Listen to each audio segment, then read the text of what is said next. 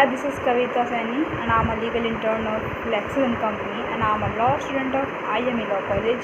And today we are going to discuss about a new topic which is fooder scam, and it is also known as Chara Ghotala. Firstly, we discuss what is this case all about. The case is regarding large-scale embezzlement of government funds made by producing fake bills of substantiate payments that were never made. The scam took its notorious name from the fact that it was rooted in the Animal and Husbandry Department of the Bihar government, and the fraudulent transactions were made in the name of procuring cattle food over a period of 20 years under successive regimes.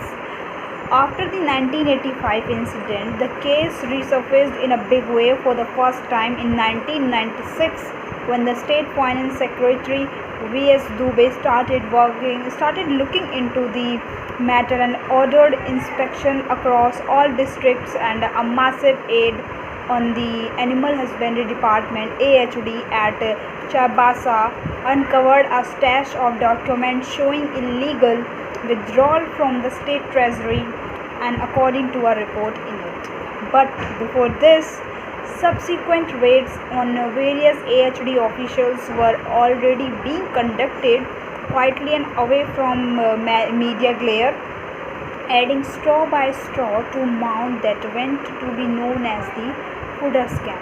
Then in 1994, another discovery of a fraudulent transaction was made, and the Vigilance Department found that the regional AHD director at Dumka withdrew some 50 lakh rupees with false bills. And however, the Assembly's Public Account Committee PAC Chairman Jagdish Sharma, a supporter of former Bihar Chief Minister Jagannath Mishra, also an accused in the case, intervened, claiming that the PAC was already investigating such matters and the Vigilance Department should not proceed further. The matter was dropped. And here we discuss where does Lalu Prasad Yadav come into this picture.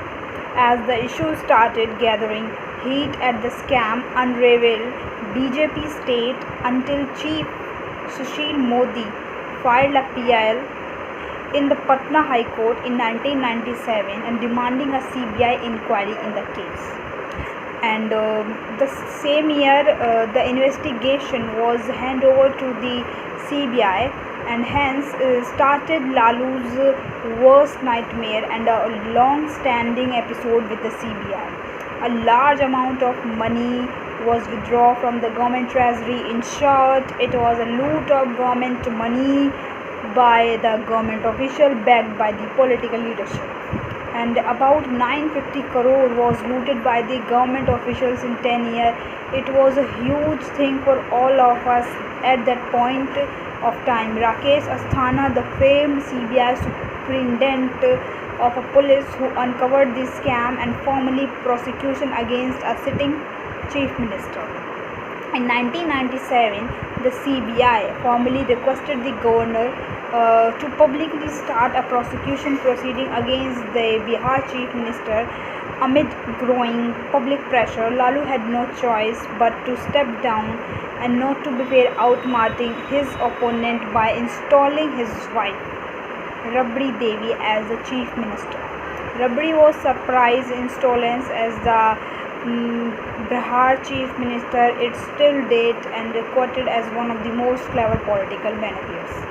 And here we discuss the 2013 verdict against Lalu Prasad Yadav. In October 2013, Lalu Prasad Yadav was sentenced to 5 years in prison in the case. The verdict unseated Lalu as an MP. Also, the ruling barred from the participating in elections for the next 11 years. And what is the current status of this case in the state? The case was sub judice for the past 20 years, and in May 2017, Supreme Court ruled Lalu Yadav has to face separate trials each of the case, and if found guilty may be punished separately. On December 23, Rashtriya Janata Dal (RJD) chief along with 14 others was found guilty by the court, while 7 accused, including former Bihar Chief Minister Jagannath Mishra, were acquitted. So that's all for today. I hope you guys like this video and learn something from it. So do like, share, comment, subscribe the channel. Thank you.